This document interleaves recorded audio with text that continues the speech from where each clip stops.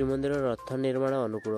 ତ ସାଙ୍ଗମାନେ ଶ୍ରୀମନ୍ଦିର ରଥ ନିର୍ମାଣ ଅନୁକୂଳ ହୋଇସାରିଛି। ଯଦି ଆପଣ ଏହି ନ୍ୟୁଜ୍ଟିକୁ ନ ଜାଣିଥିଲେ ତେବେ ଆମ ଚ୍ୟାନେଲକୁ ଲାଇକ୍ କରି ଚ୍ୟାନେଲକୁ ସବସ୍କ୍ରାଇବ୍ କରନ୍ତୁ ଏବଂ ଆପଣଙ୍କ ସାଙ୍ଗମାନଙ୍କୁ ଟିକେ ସେୟାର କରିଦିଅନ୍ତୁ। ଚାଲନ୍ତୁ ଆଜିର ଖବର ଉପରେ ଦେବା।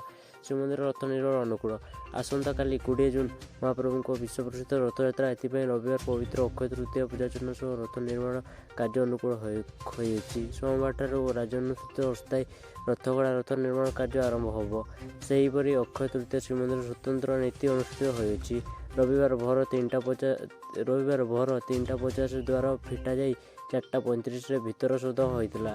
4:40 ମଙ୍ଗଳା ଆଳତି ବଢ଼ି 5:30 ଆବଶ୍ୟକ ନୀତି ସାରି ପରବର୍ତ୍ତୀ ନୀତି ସମ୍ପନ୍ନ କରାଯାଇଥିଲା। ପୂର୍ବାହ୍ନ 9:15 ମହାପ୍ରଭୁଙ୍କ ସକାଳ ଧୂପ ସାରି 10:20 ମଇଲମ ହୋଇ 10:55 ଯାତ୍ରୀଙ୍କ ମହାସ୍ନାନ ବଢ଼ିଥିଲା।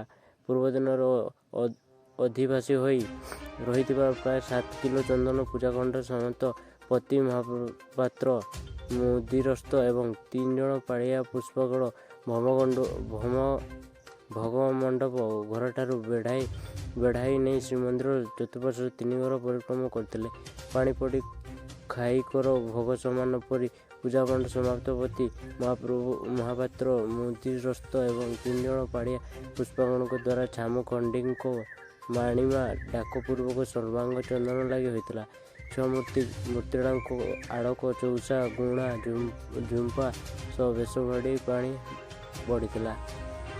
ତୋଡ଼ୁଚ ପ୍ରଧାନୀ ହାତ ମୁଦ ପାଚୁଆ ସହିତ ଭୋଗ ଛାମୁକ ଆସିବା ପରେ ମୁଦିରସ୍ତ ପ୍ରସାଦ ଲାଗି କରିଥିଲେ।